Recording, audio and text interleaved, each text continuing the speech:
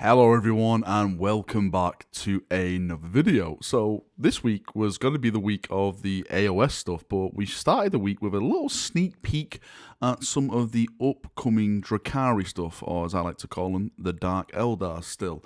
Now, the GW article did confirm that this codex has been delayed. Of course, I think we already knew that because with the Death Guard being pushed back, that means the Dark Angels one got pushed back, which means this one got pushed back as well. But in the article, there is a little preview of some new stats of some of the warriors and a bit more information. So what we're going to do, I'm going to spend a couple of minutes just going over it, giving my thoughts and feedback, and we're just going to talk about the actual Drakari release as a whole. So let's jump in and let's get started. Now, in terms of model releases, what are Drakari getting? Well, according to this article, you're only getting sleek new boxes, which technically everyone has got so far. I don't know what GW are doing when they're like wording it like this. Like, you're getting brand new boxes. We know Lilith Hesperix is going to be like the HQ model you chaps get.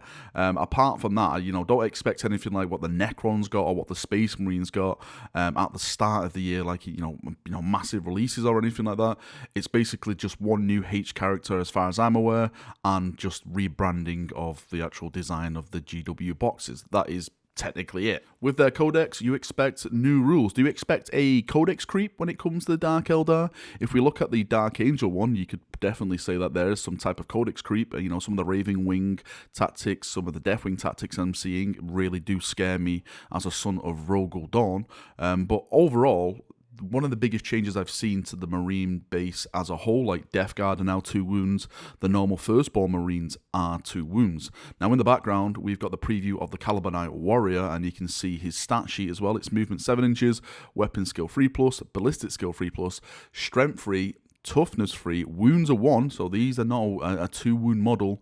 Attack is 2, leadership is 7, and the save is 4+. Now, what has changed on that profile? Well, according to the article, it says they've got an extra attack on their profile. So they've gone from 1 attack to 2 attacks.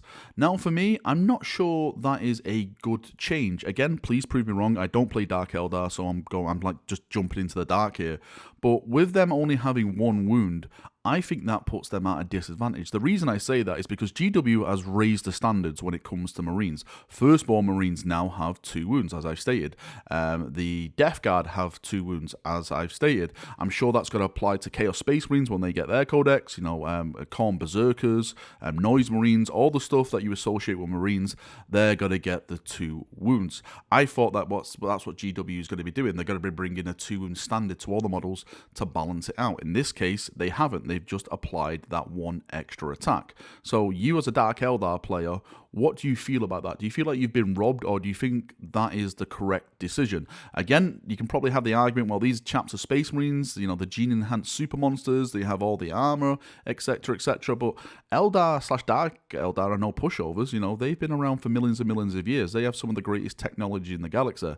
If anyone probably should have 2 wounds, it's maybe these chaps with their armor that they can craft. It goes on to say, as well as the warrior themselves, the guns they carry are also seeing a few changes. Chief among them is the fearsome Splinter Cannon, which now deals 2 damage, making it a powerful deterrent to any would-be defenders of humanity. I think that is going back to what I just said. Since Space Marines having the 2 wounds, like, these are the guns that are basically Space Marine killers. Now, what my problem is, again, I'm just going to go back to what I just said. Space Marines have damage 2 weapons. Actually, some of them have damage 3 weapons in some of the heavy intercessors, so they can actually take the beating and also hand the beating out. You can see, again, right at the bottom, like what the stats are: range 36, type heavy 3, strength 3, AP -1, and damage 2, and it has abilities poison weapon on a 4+. For me, really, again, the argument still stands. I probably would have said these chaps would have got 2 wounds, but maybe that is the balance issue where the weapons that they're equipped with are going to be putting out more damage, so you have to balance it out where these chaps can die a lot faster to subside that in some type of way. I'd love to get your thoughts and feedback on that, really, because I know there's been a lot of talk in debates lately when it comes to stats and like sisters being toughness 3 and everything, even though they're in like some sort of power armor.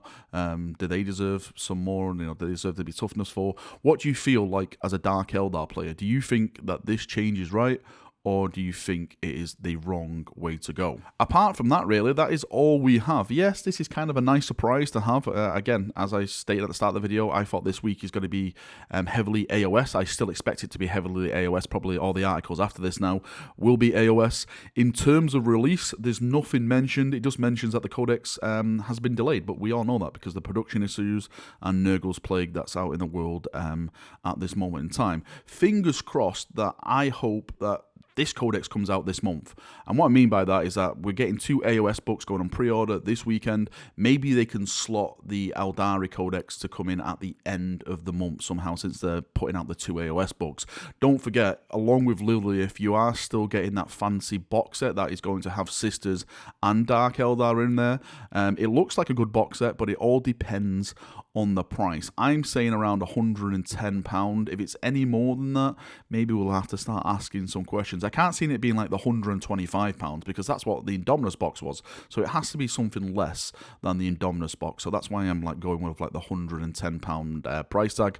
Again, if you've got any feedback on that, what kind of price would you expect for that box set from yourselves? Anyway, enough waffling for me. I'm just ranting now. So yeah, have a great day. Leave your thoughts, feedback, everything like that in the video, and we'll have a nice little talk down there as we always do. See ya, and bye-bye.